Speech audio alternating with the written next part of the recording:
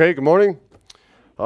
We have a full house. It's Pollock Sunday, of course, so this will be a sermon. It's not going to be very long this morning, but we are going to get into some end-time prophecy, so you make sure you have your Bibles open and have your thinking caps on, because we're going to get into some in-depth material this morning. So last week we left off with the word stranger, which was from the Hebrew in the Old Testament, Hebrew number 1616. And we were talking about whether or not Israelites and non-Israelites are both under the law in a land that is occupied by Israelites or the Israelite lands, okay? And we started this discussion because of a claim made by both teachers and adherents of the Israel-only doctrine that racial strangers are not ever subject to God's law, and therefore they are not capable of sin, and as such they have absolutely no need for salvation. Okay, and we read that out of a book, and it's a statement that's generally found in the Israel-only doctrines, that salvation is only reserved for Israelites, racial Israelites only. And I myself heartily disagree, not because of an opinion I formed of my own, but because that's simply what the Bible doesn't teach. Since we've seen in the last sermon or two, the Bible doesn't teach that, and as a result, I myself do not believe it, nor do I teach that. And I would say now that to do so otherwise is towing the line of false prophecy and bearing false witness, both of which carry hefty penalties according to the law. So the study of the word stranger and who it is a worthy study because it involves two very important issues that we will have to have straightened out as we go through the Bible and understand its message as it harmonizes from Genesis to Revelation. Number one, it involves race. And number two, the ability then to follow and understand God's commandments. You see, so we have to know to whom God was addressing when he gave us the law. And there's a study I found this last week that is, who is a stranger? So growing up, I always had heard and always been taught that there were only two instances of stranger in the Bible. You have stranger Hebrew number 1616, which is ger, or a visiting kinsman from another land. And then, of course, there was 1481, which is zur or zuar, which, of course, is a racial stranger inhabiting the land now. But it's much more in-depth than that. So the 1481 is actually ger, a verb, and that's to dwell in a place away from one's home or country. Okay, and as a matter of fact, in Genesis 32, we'll see this used.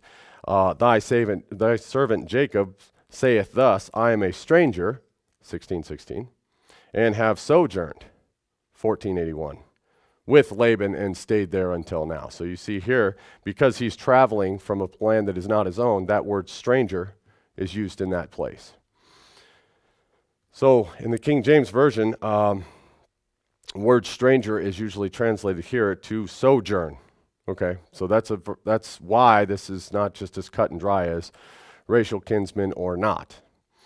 1616, of course, we see in Deuteronomy 14:21. Now listen to this.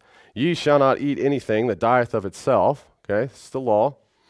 Thou shalt give it unto the stranger, 1616, for that is in thy gates, that he may eat it, or thou mayest sell it unto an alien, 52:37, for thou art a holy people unto God. Okay, so here it's obvious that the stranger in this verse is not an Israelite, okay, because of the delineations between how we're to treat the meat that comes from an animal that dies of itself. Now, what's very interesting is, and we're not going to get into this today, but you can give it unto the stranger, 1616, but when it goes to the alien, 1537, or 52:37, you sell it to him. So there's an economic thing here that you may have missed. So when it has strangers that live in the land that are indeed Israelites, those people that inhabit the land that are not Israelites, you will give it to them. They live here. But someone who does not live in this land that is just visiting, you will then sell it to him.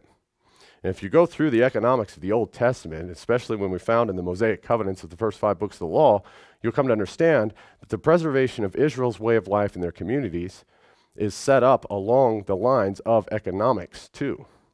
And if you really think about it, someone that has no stake in the land and they don't live here permanently, they would then leach our natural resources. if they just were allowed to come in and we just gave it away, gave it away, gave it away. As a matter of fact, Jesus says, be charitable, but not to the point that you go broke. And this is right here. When a stranger is visiting you that does not live here, you will sell it to him to protect your resources, right? Now, that's not a financial contract. It's not.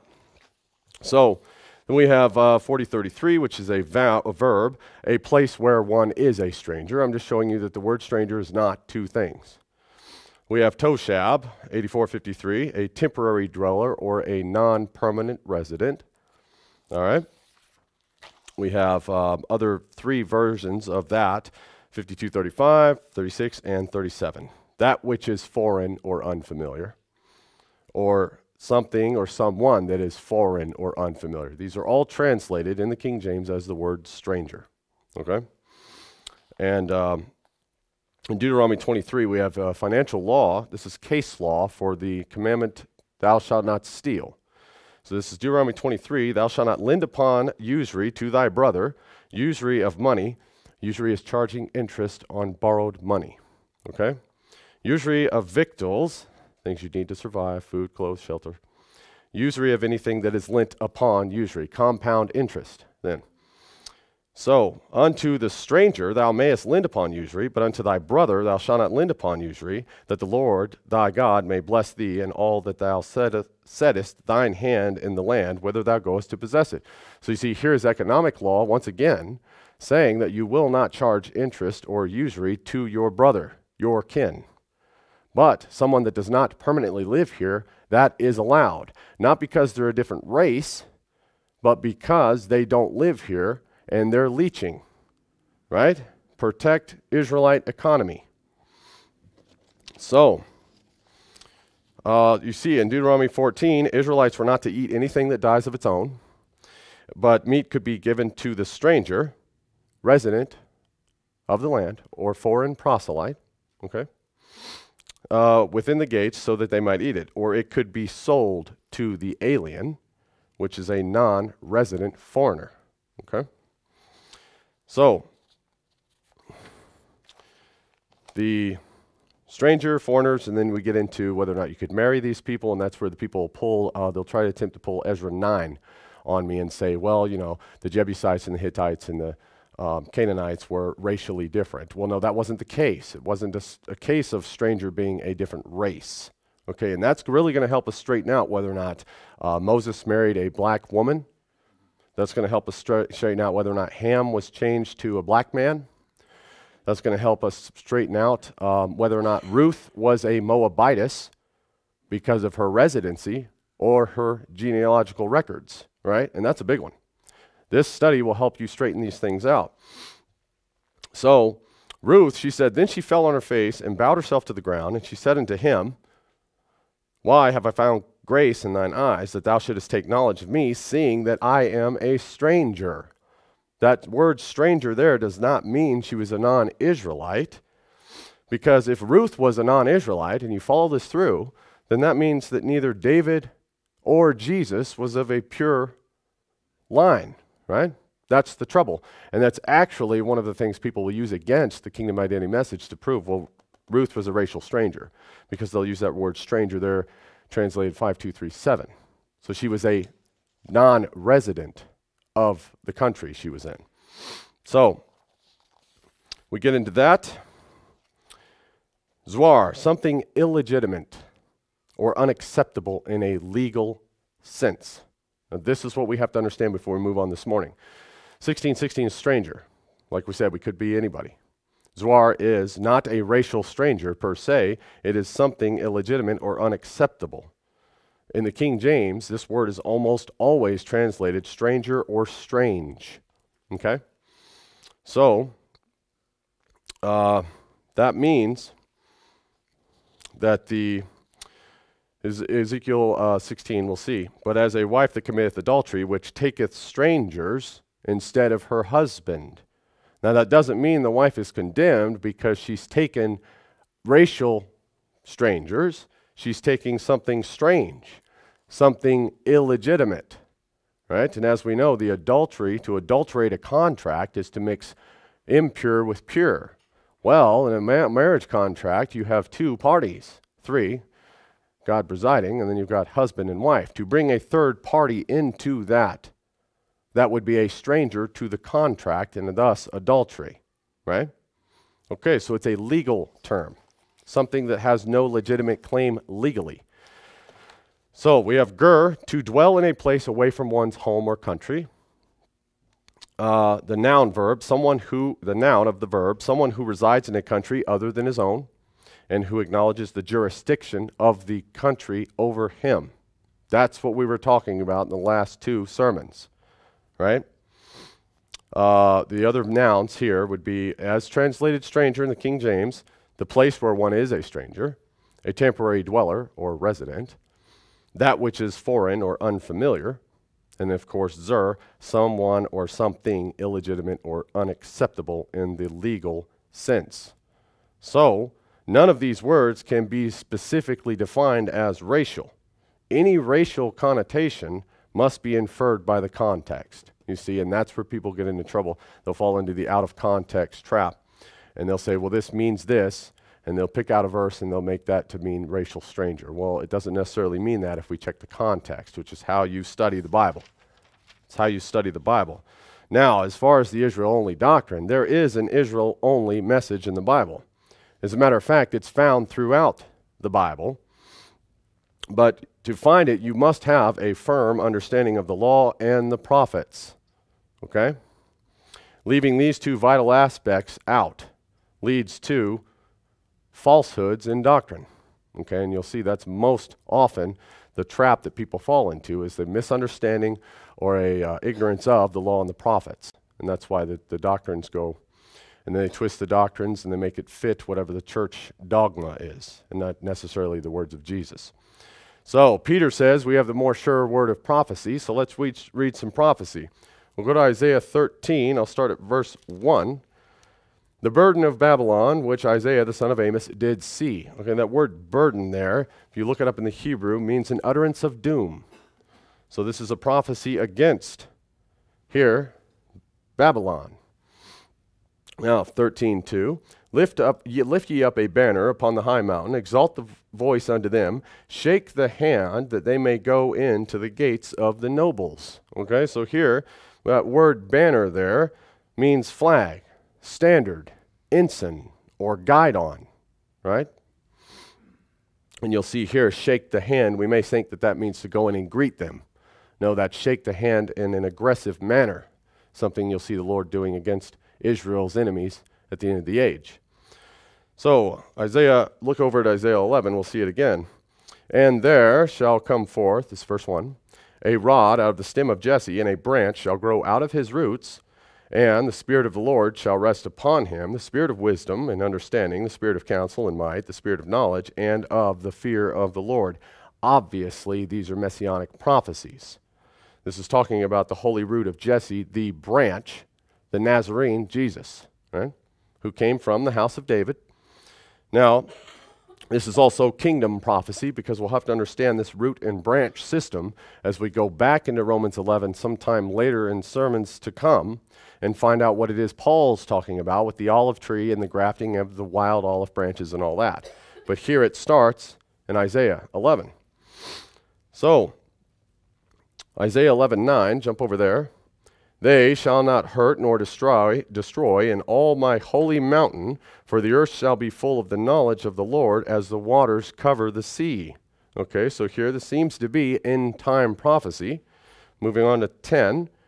And in that day there shall be a root of Jesse, which shall stand for an ensign, there's that word again, banner or guidon, of the people.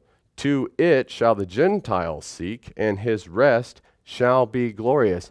That word Gentiles can be translated nations. Okay, nations.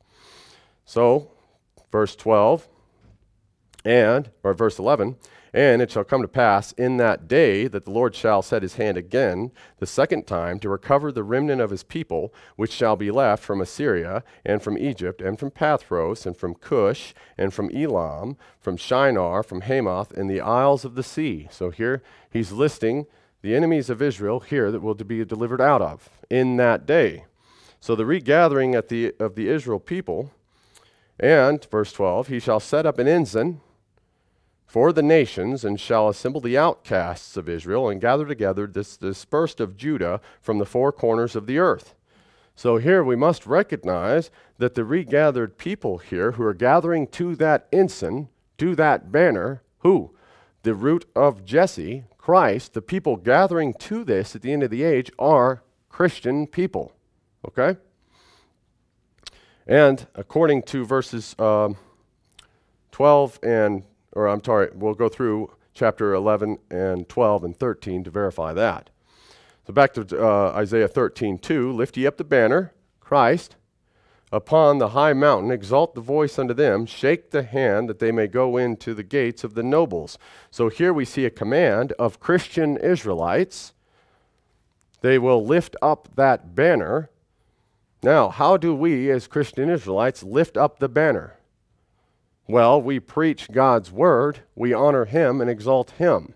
That's our duty. Lift up the banner or guide on for others to see and follow and get in line behind it. That's one of our primary duties here on earth as we go about our jobs being Dominion Christians.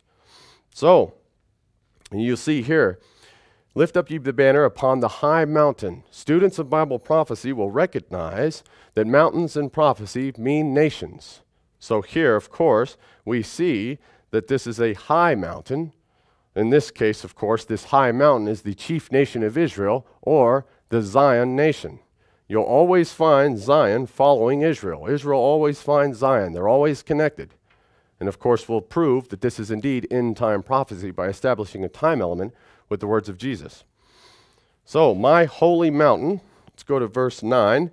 Behold, the day of the Lord cometh cruel, both with wrath and fierce anger, to lay the land desolate, and he shall destroy the sinners out of it. Look back at 11:9.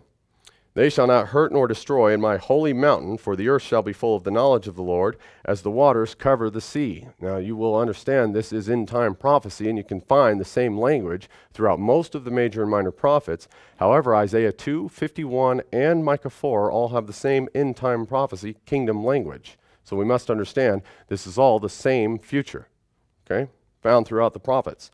Now here in 11:9 we saw my holy mountain, or a nation made up of God's holy people. Biblically, that's the Israel people, the only ones ever. Let's go to Joel 3. Joel's a minor prophet. You'll find several end-time prophecies throughout Joel. Joel chapter 3. Now this chapter is about that mountain, that holy mountain, and how it will be delivered in a great last battle, the end of the age, known elsewhere in the prophets as the day of the Lord, okay, in that day. So look at verse 3, or chapter 3, verse 1. For behold, in those days and in that time, when I shall bring again the captivity of Judah and Jerusalem. This old English there, bring again, means to bring out of captivity. The old English here, don't let it confuse you. And I will gather all nations, and will bring them down into the valley of Jehoshaphat, and will plead with them there for my people, and for my heritage Israel, whom they have scattered among the nations, and parted my land. And if you understand the Israelite migrations throughout history, you'll come to find out that it was indeed the Israelite peoples who were scattered about the earth. You can link it with Genesis 12:3, that we are also as numerous as the sands of the sea. The Israelite people cannot be counted. So, verse 10. Now notice here, God is gathering all the nations in the valley of Jehoshaphat. Elsewhere in the Bible, even in the New Testament, you'll see the valley of Jehoshaphat spoken of as the valley of decision, and also the valley of Megiddo, Armageddon. So this is that end-time prophecy once again, and this indeed links Joel to the prophecies of the end of the age found in John's visions and Revelation, specifically 16, 17, 18, and 19. That'll be the fall of Babylon. Okay. Verse 10, beat your plowshares into swords, and your pruning hooks into spears. Let the weak say, I am strong. Now, if you go to end-time prophecy as found in Isaiah 2 and Micah 4, which are parallel prophecies, you'll see that this language here is exactly opposite of what happens. because here it says, beat your plowshares into swords. So in other words, the items that we have, the implements we have now that are for peacetime farming and agriculture, will be turned into weapons of war. Now, after the day of the Lord, at the end of the age, it tells us to beat your swords into plowshares. So in other words, there is no need for weapons. The world is at peace. Every man will have his own land, and they will have their own fig tree and eat from it. Right? So that's the peacetime of the kingdom age. But here, we're getting ready for a great battle. Like I said, this is the great last battle, and this is concerning the kingdom age and the coming day of the Lord. Verse 12, let the heathen be wakened and come up to the valley of Jehoshaphat, for there will I sit to judge all the heathen round about. So nations are gathered in the valley of decision, once again, and like I said, that's known as the valley of Megiddo in the New Testament. Verse 14, multitudes, multitudes, in the valley of decision, for the day of the Lord is near, in the valley of decision. The sun and the moon shall be darkened, and the stars shall withdraw their shining. Now, what's this all about? We've got end-time prophecy about a war coming, and all of a sudden, Jesus here, through the words of Joel, is saying that the sun and the moon and the stars will be darkened. Well, this is end-time prophecy, so this is not to be taken literally. However, there is a case that will allow us to identify the sun, moon, and stars. We'll have to turn to Genesis 37 to find out what it is Joel's talking about. If you go to Genesis 37, you'll see. Look at verse 3. Now Israel loved Joseph more than all of his children because he was the son of his old age, and he made him a coat of many colors. Right? We know where they are? Look at verse 9. And he dreamed yet another dream, and he told it to his brethren and said, behold, I have dreamed a dream more, and behold, the sun and the moon and the 11 stars made obeisance to me. And his brethren, and he told it to his father and his brethren, and his father rebuked him and said unto him, what is this dream that thou hast dreamed? Shall I and thy mother and thy brethren indeed come to bow down ourselves to thee in the earth? So here we see that the sun, moon, and stars in dreams or prophecies are represented as whom? Jacob himself, his wife, and his family. Sun, moon, and stars in Bible prophecy are indicative of the family of Israel, more specifically the family of Jacob, Israel, as identified here. And notice this is Jacob, who immediately recognizes the sun, moon, and stars with the symbolism behind them as his own family, So, if we go back to Joel 3 then, we'll see went to Isaiah. In Joel 3, you'll see, the sun and the moon shall be darkened, and the stars shall withdraw their shining. So, at the end of the age, then, the light of Christianity that's supposed to be coming out of Israel will be darkened, made dim, or obscure. Now, is that not something that's happening in our nation today? Is Christianity losing the force behind it, the message, the light that we're supposed to be broadcasting out nationally as a national people? Is it indeed being weakened and obscured? This is end of the age prophecy, and you'll see that it can only apply to one people on the face of the earth. If you try to apply this to the people over there in Palestine, it's not going to happen. They're not actively spreading the gospel and the good news of Jesus Christ the King. However, we seem to be losing our numbers. So the message of Christianity is indeed grown dim in this age. So, back to Joel. Verse 16. Now, you'll also see this sun, moon, and stars. You could recognize, you'll also find that in Isaiah 13. And as a second witness, you'll also find that in Matthew 24. Jesus talks about the same thing. We'll get there in a second. But there is hope. Verse 16, Joel 3. The Lord shall roar out of Zion and utter his voice from Jerusalem, and the heavens and the earth shall shake, but the Lord will be the hope of his people and the strength of the children of Israel. Right? And there's that shaking again, God's judgment. Verse 17, so shall ye know that I am the Lord your God, dwelling in Zion, my holy mountain. Right? There we have it again. Zion is God's holy mountain. Zion is God's people. God will dwell here with us. Where? In his holy mountain, the chief nation of Israel, the Zion nation of Bible prophecy. And we know students of Bible prophecy will recognize once again that the Zion nation of today, the Zion nation of the end time prophecy, can only be the United States of America. There is only one nation in the entire globe and the world's history that was founded upon the name Jesus Christ. That's the Israel people. You find that land, you'll find them.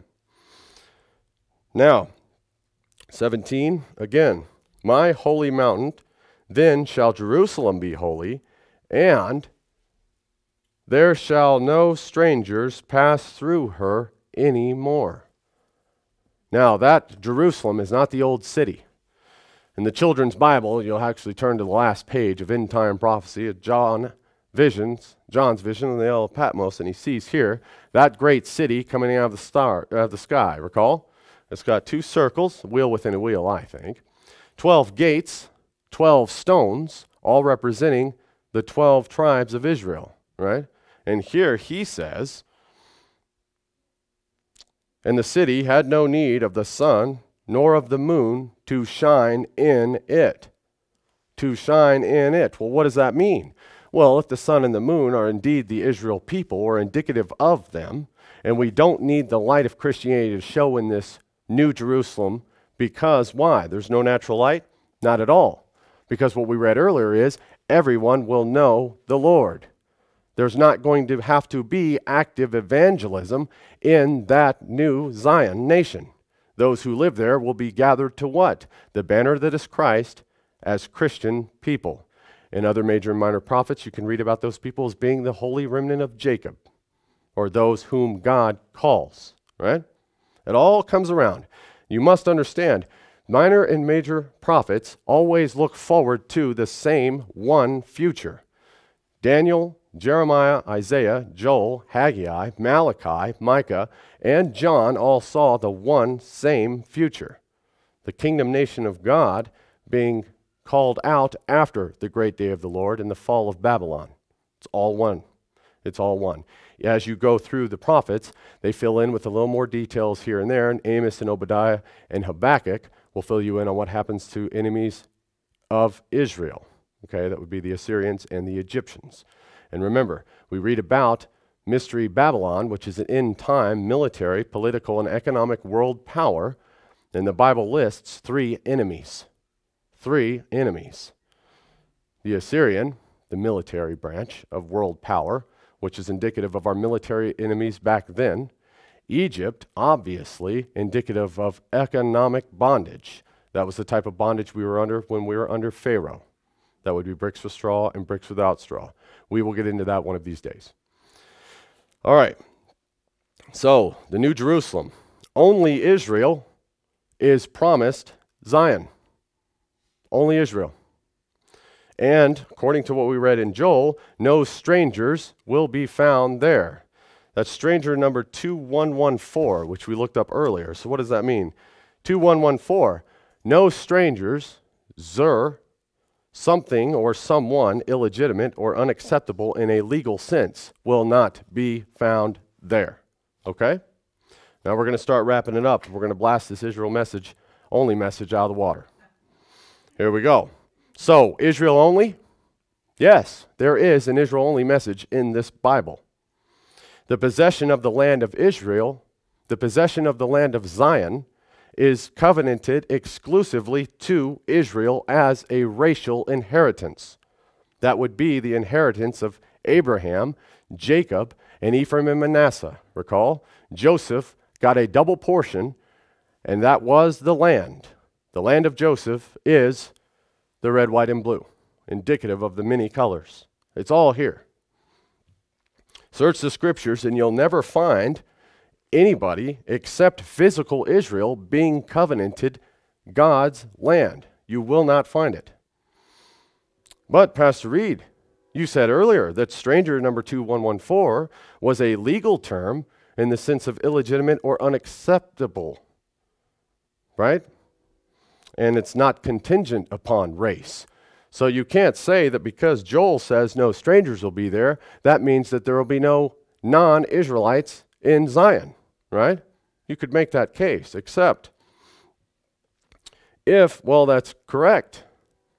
But if legally, according to the law, a covenant or contract is made between two parties, then only to whom the named parties does the contract apply or affect, right?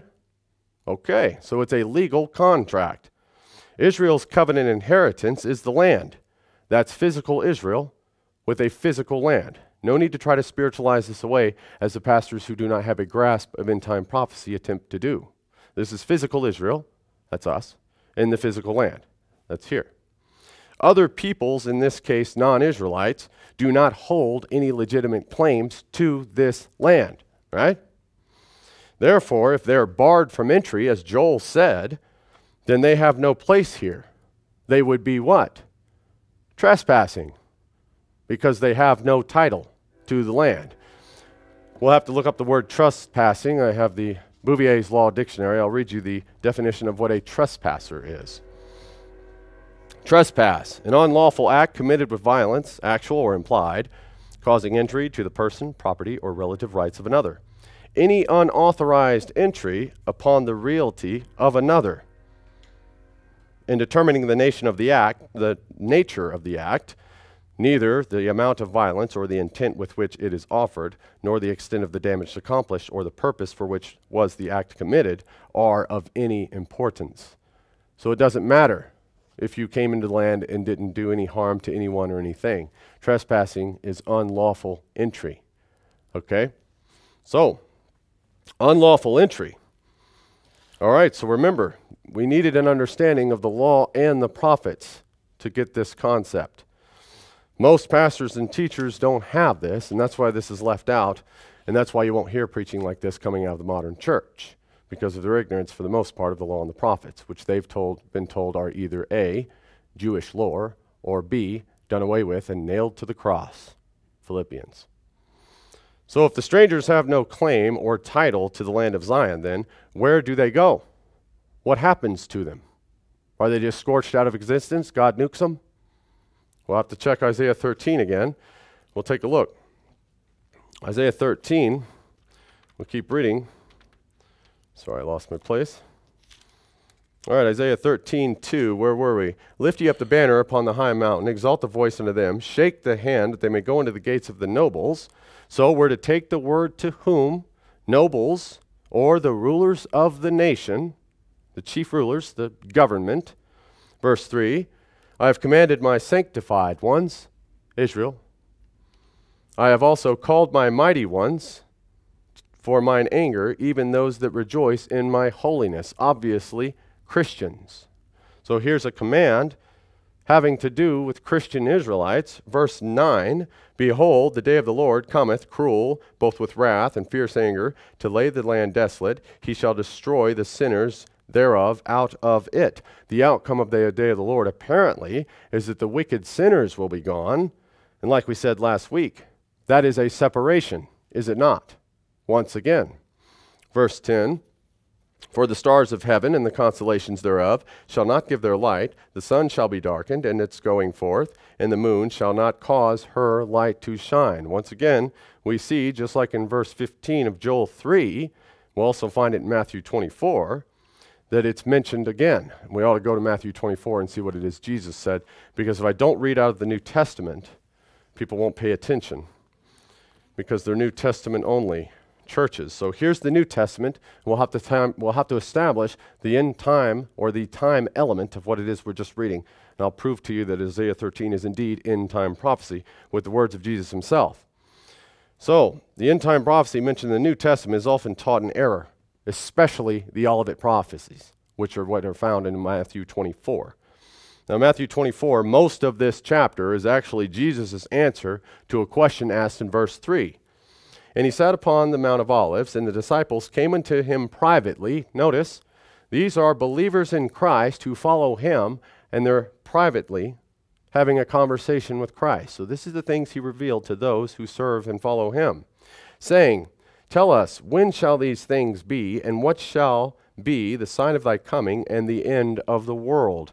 Now, that word world there can be translated from the Greek meaning age. What is the end of the age to be like? It's not the end or destruction of planet Earth. What is the end of the age? Verse 21 is actually a favorite verse of the rapture adherents. So look at verse 21. Then shall be great tribulation, such as was not since the beginning of the world to this time, nor ever shall be. Now, some people will interpret that as the destruction of the temple in 70 A.D., which it is not. That would assume that the tribulation had not yet started. Also, it's taught that they'll try to say that this tribulation here and now is future. This is a future tribulation to come. And that's the great tribulation. But you Christians don't have to worry that, because Jesus is going to come back in a secret rapture and you'll be whisked off the earth. So do not worry about this future great tribulation. That's how this verse is taught, and obviously taught in error. And you'll be in error anytime you put any stock into the rapture doctrine, because it's simply not biblical doctrine. So, instead of being whisked away from the earth and not affected by the great tribulation Jesus is talking about here, we'll have to go to verse 29. Immediately after the tribulation of those days shall the sun be darkened, and the moon shall not give her light, and the stars shall fall from heaven, and the powers of the heavens shall be shaken. Powers of the heavens is indicative of the world governments losing their authority. Okay? Verse 30, then shall appear the sign of the Son of Man in heaven, and then shall all the tribes of the earth mourn, and they shall see the Son of Man coming in the clouds of heaven with power and great glory. So you see, after the tribulation, the sun and moon will be darkened. After the tribulation, all the tribes or nations or peoples of the earth will see Jesus coming. Will see Jesus coming.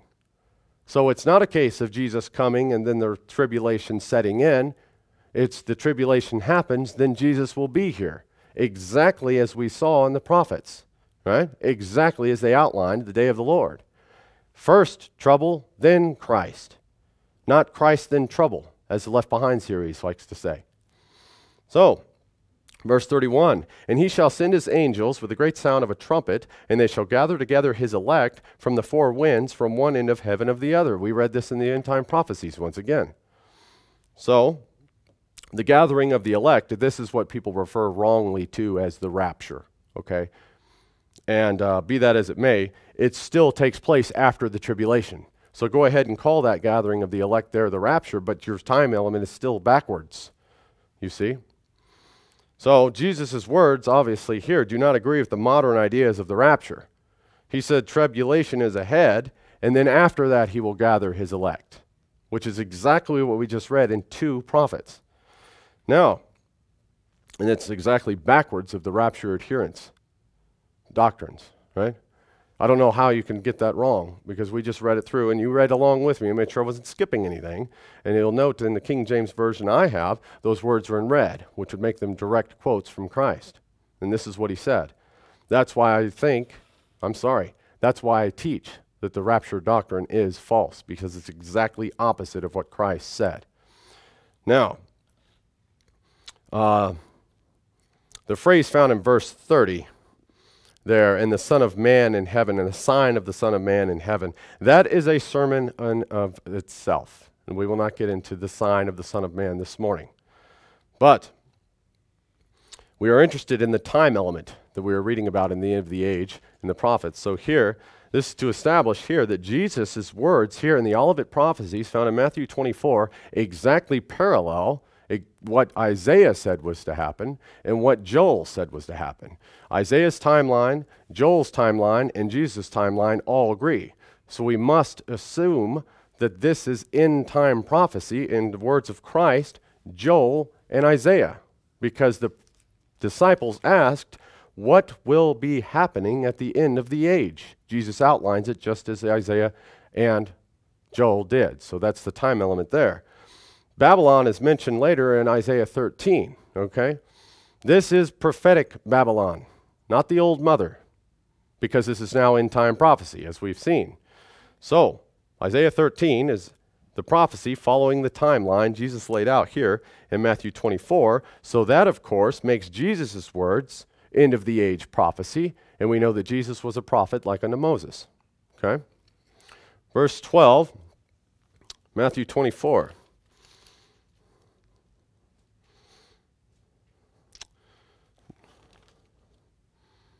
Actually, okay, hang on just one second. 24.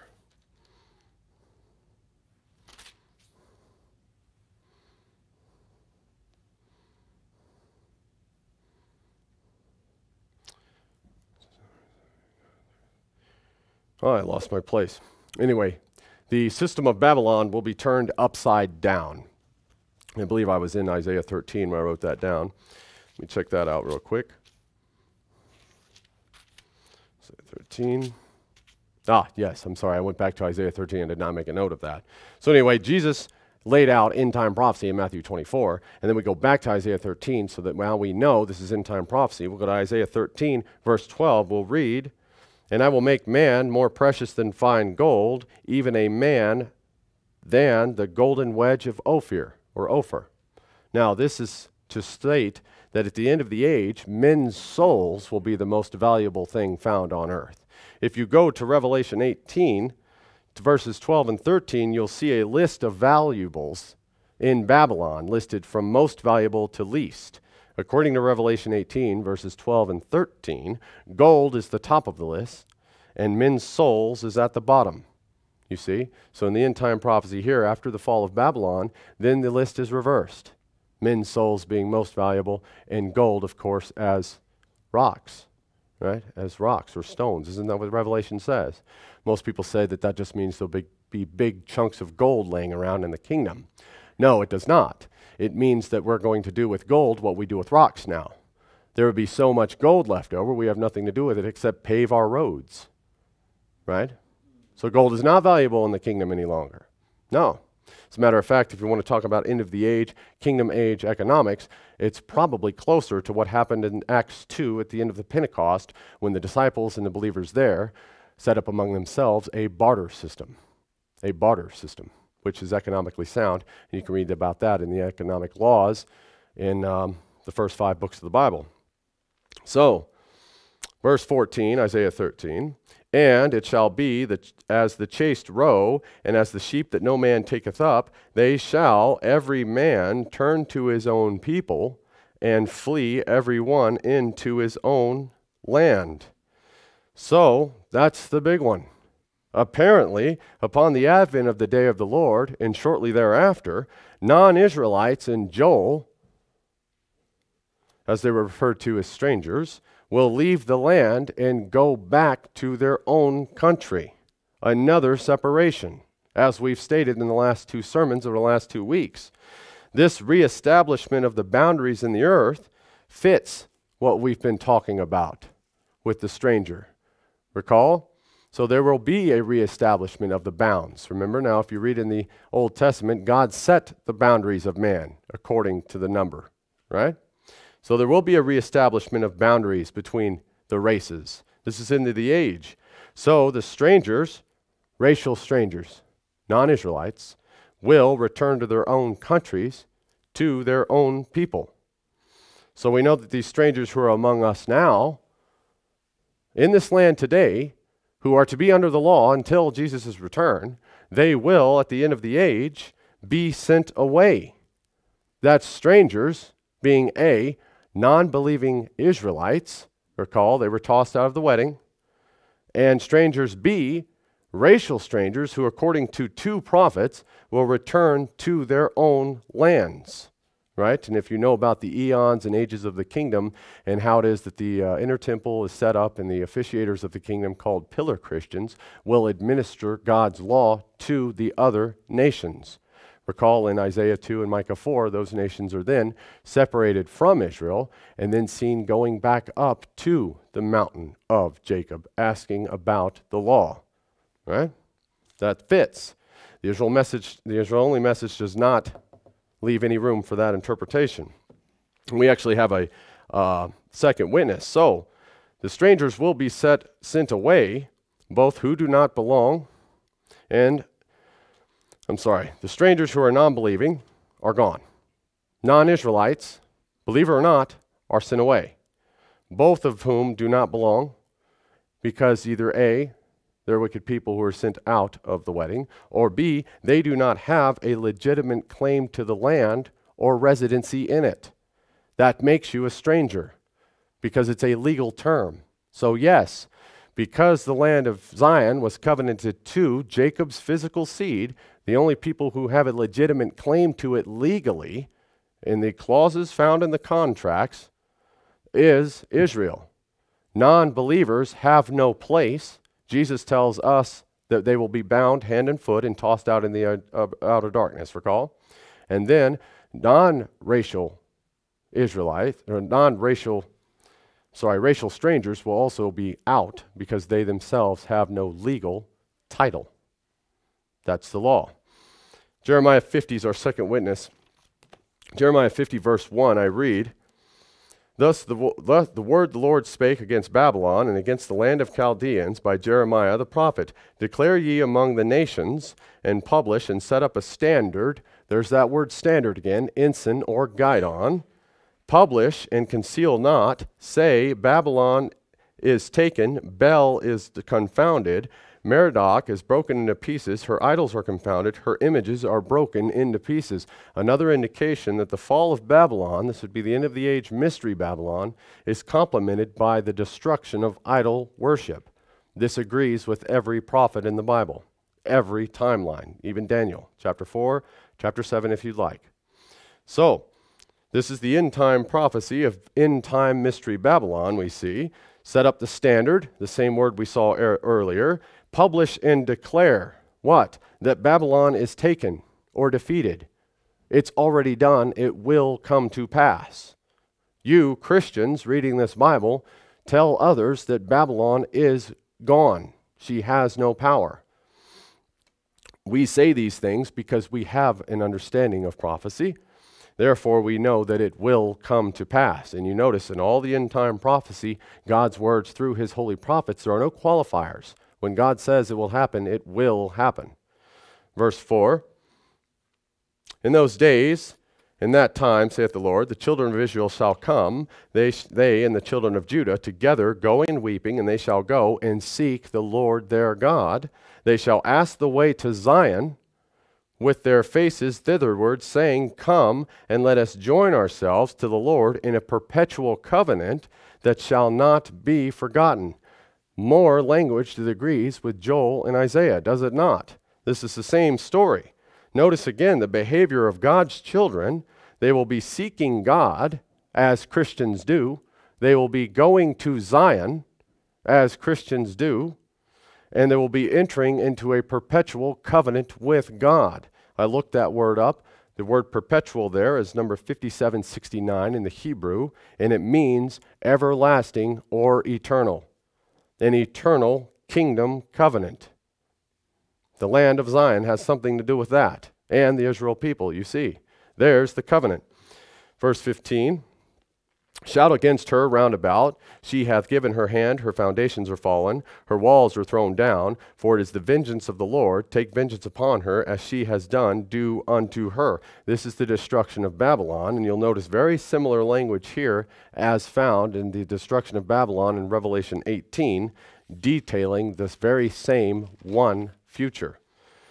Verse 16, Cut off the sower from Babylon, and him that handleth the sickle in the time of harvest. For fear of the oppressing sword, they shall turn every one to his people, and they shall flee every one to his own land. Yet another indication that at the end of the age, after the fall of Babylon, everyone will go back to the lands they came from. It's a double witness of the aftermath of the day of the Lord, the destruction of Babylon, the end-time enemy of Israel. And notice again that the people leave and return to their own lands. Verse 20, In those days and in that time, saith the Lord, the iniquity of Israel shall be sought for, and there shall be none, and the sins of Judah, and they shall not be found, for I will pardon them whom I reserve. So this fits exactly what we started studying in Romans 11, so far that Israel will turn to God and that he has reserved for himself a remnant of Jacob and Judah, or as Paul understood and as we do, national Israel. Right? This is what Paul must have understood as he began his letter, or at least chapter 11 in his letter to the Romans. And you'll notice if you read Romans chapter 1, verse 1 and 2, Paul addresses the letter to the saints. As far as he's concerned, the people that are receiving this letter are indeed Christians. And they were to know and understand the Old Testament because it was, as a matter of fact, the only Bible they had at the time. So, when you read all about you can read all about Israel and Judah, or national Israel, being a remnant of people that God has reserved unto himself throughout the entire Bible. The people that God has reserved to himself is always national Israel, believers in the nation. And in closing, we'll take a look at one more witness. Jeremiah 51:5. Obviously, we're going to stay in end-time prophecy because from Jeremiah 50 on is nothing but end-time kingdom prophecy. Jeremiah 51, verse 5. For Israel has not been forsaken, nor Judah of his God, of the Lord of hosts, though their land was filled with sin against the Holy One of Israel. Notice here, the Holy One of Israel can only be one being, Christ. And here, this is an end-time prophecy concerning whom? The Bible's a book of pronouns. Israel and Judah. Has God forsaken his people? Has God forsaken his elect? God forbid. Isn't that what Paul started chapter 11 in Romans with? This verse here, the Lord has not forsaken his people. Right? That's what Paul understood. Verse 7. Babylon has been a golden cup in the Lord's hand that made all the earth drunken. The nations have drunken of her wine. Therefore the nations are mad. That word could be confused, unfamiliar, crazed. So, this is shocking because most of the time this is a very difficult concept to get across to most modern Christians. That Babylon has been a golden cup in whose hand? Who controls Babylon? Apparently the Lord. Unless Babylon is either A, controlled by another super being who God shares his power with, or B, the only other option, that Babylon is outside God's jurisdiction.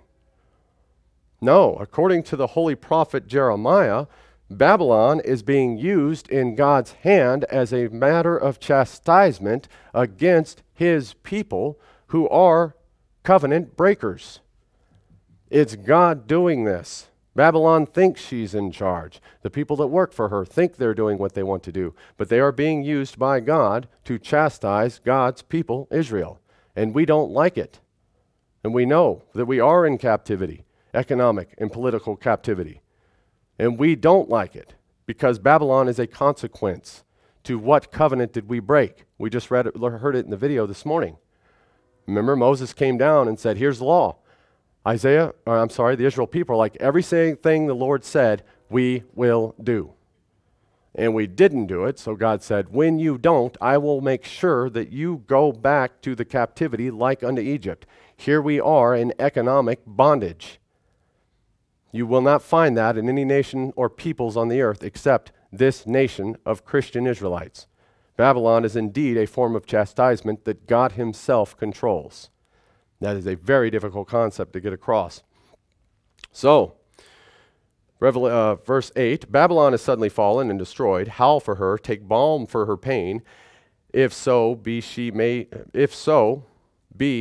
be healed. Revelation 18, you'll find the same language again of Babylon. Verse 9, we would have healed Babylon, but she is not healed. Forsake her, and let us go every one into his own country, for her judgment reaches unto heaven and is lifted up even to the skies. Once again, the destruction of Babylon is followed by the setting of boundaries of other peoples. And this is exact language you'll find in Revelation. The returning of people to their own countries after the great throne judgment, the day of the Lord. Verse 44. And I will punish Bel in Babylon, and I will bring forth out of his mouth that which he has swallowed up, and the nations shall not flow together any more unto him. Yea, the wall of Babylon shall fall. Another indication that Babylon's destruction will be one of several things, namely here, the destruction of idol worship. Of course, the biggest weakness Babylon has is exposure. Exposure. But here, Bel, or Baal, will be punished in Babylon. God will see to it that the false worship in the land is done away with, and as a result, Babylon crumbles. That's the same instance in every time you read, even in Daniel, about the end-time destruction of the feet of clay and miry clay. You remember that? The statue of Nebuchadnezzar? It's the same story. The destruction of false worship in the land will bring about the end of Babylon. Not Christian Israelites beating non-Israelites. Not Christian Israelites bombing buildings.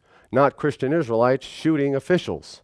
The destruction or the doing away with of idol worship in the land is what brings upon Babylon her destruction in every case. So, this false worship and false religion is destroyed, and then the nations do not flow unto Babylon any longer. Right?